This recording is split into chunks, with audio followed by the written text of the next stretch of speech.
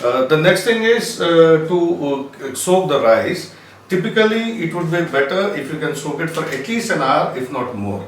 So this is the rice that I kept for soaking, and after keeping it for at least an hour, you put the water on the stove. After soaking the rice, put a big pan on the stove with lot of water in it.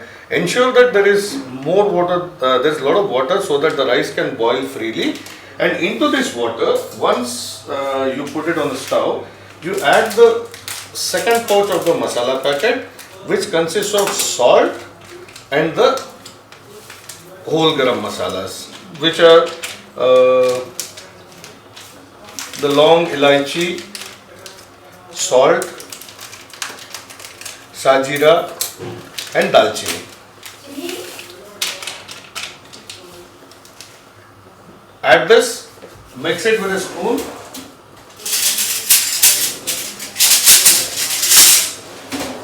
Mix it with a spoon, cover it with a lid and let it come to boil. Now you can see that the water wherein we added the masalas, the dry masalas with salt has come to boil.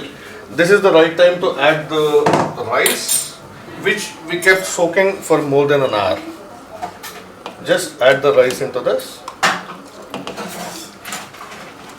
We have put the rice into the boiling water. As you can see, one of the trick, as my Guru Deepak Edla suggests, is to have enough space, enough breathing space, so that the rice can boil freely.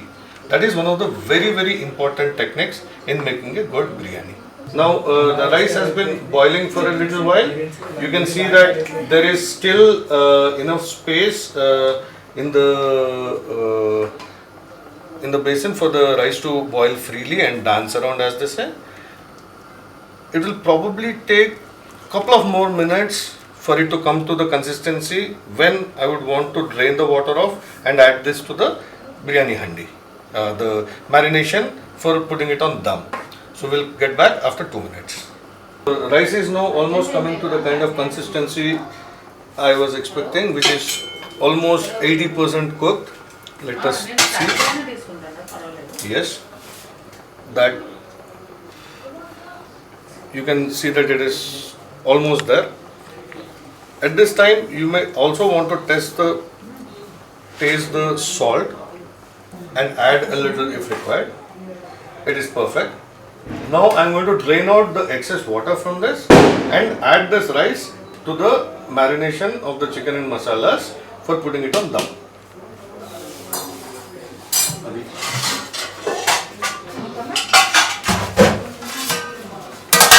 This is where we are draining out the water from the rice.